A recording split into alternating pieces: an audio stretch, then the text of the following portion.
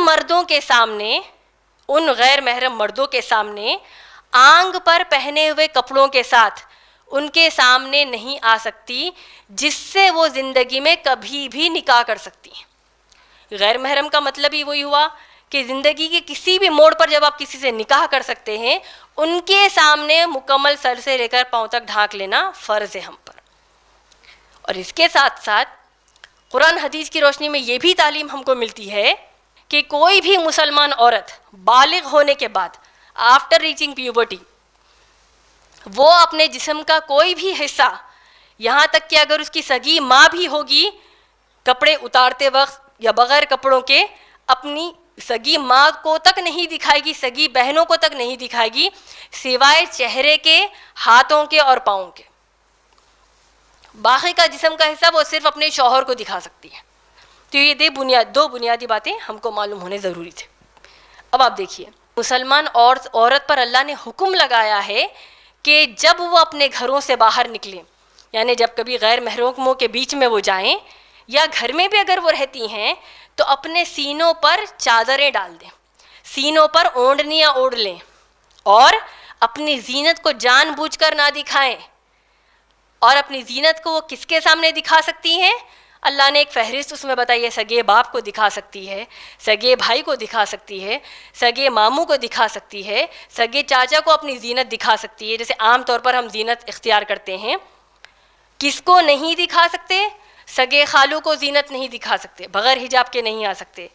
اسی طریقے سے سگے پھوپا کو نہیں دکھا سکتے، اسی طریقے سے سگے بہنوئی کو بھی نہیں دکھا سکتے۔ سورہ نور کے ضمن میں ہم کو یہ سمجھ میں آتا ہے۔ اس کے علاوہ جب عورتیں گھر سے باہر ضروریات زندگی کے لیے جب باہر جاتی ہیں تو اب اللہ نے سورہ احزاب کی آیت نمبر 59 میں حکم دیا کہ جب تم اپنے گھروں سے باہر نکلو اور غیر محرم مردوں سے اگر تمہارا آمنا سامنا ہو تو اپنے آپ کو جلباب جیسے کپڑے سے مکمل سر سے لے کر پاؤں تک ڈھانک لو۔ کیسے کپڑے سے؟ جلباب جیسے کپڑے سے۔ اور جلباب جیسا کپڑا کیسا ہوتا ہے؟ موٹا کپڑا ہوتا ہے، یا نہیں تو کم از کم ایسا ہو کہ آپ کا جسم مکمل اس سے ڈھک جائے، اور اگر اس پر روشنی بھی پڑے تو آپ کے اندر کا لباس نظر نہ آئے اور نہ ہی آپ کا جسم کا کوئی حصہ نظر آئے۔ جو انشاءاللہ میں اپنے آپ کو دکھا کر، یا میری جتنی بہنیں یہاں میری طرح برقع پہنی ہیں یہاں آڈینس میں دکھا کر بتا سکتی ہوں کہ انشاءاللہ ہم لوگ سورہ احزاب کی آیت نمبر 59 کے ضمن میں انشاءاللہ حجاب کر رہی ہیں۔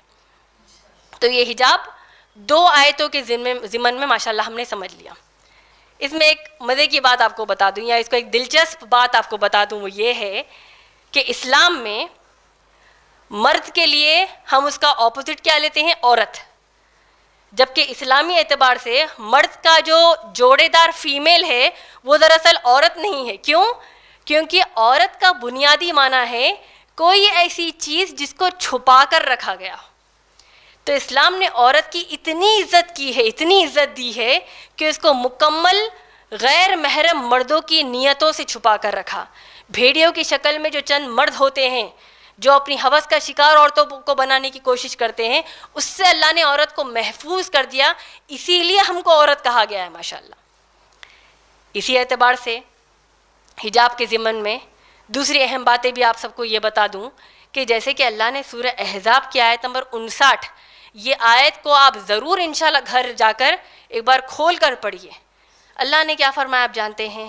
اللہ فرماتے ہیں، یا نبی، اے نبی صلی اللہ علیہ وسلم، کہہ دیجئے اپنی بیویوں کو، اپنی بیٹیوں کو اور مسلمان عورتوں کو کیا حکم دیا؟ حجاب کا حکم دیا کہ اپنے آپ کو سر سے لے کر پاؤں تک مکمل ڈھانک لے جلباب جیسے کپڑے سے۔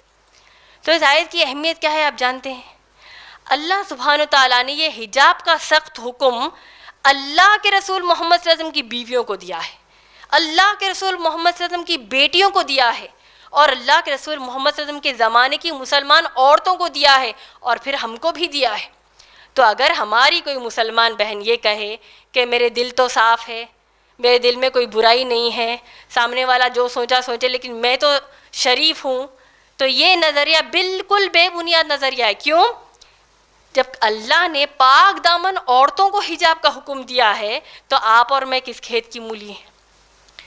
جب ان کے ہم اپنے آپ کو, وہ بھی آج کے زمانے میں کوئی مسلمان عورت کہہ سکتی ہے کہ میں شریف ہوں, جبکہ اللہ نے پاک دامن عورتوں کو حکم دیا ہے حجاب کا. تو یہ چیز کو ہم کو واضح ہونی ضروری ہے کہ حجاب کرنا ہم پر فرض ہے, اور جو ہماری بہنیں نہیں کرتے ان کو ہم اچھے سے نصیحت بھی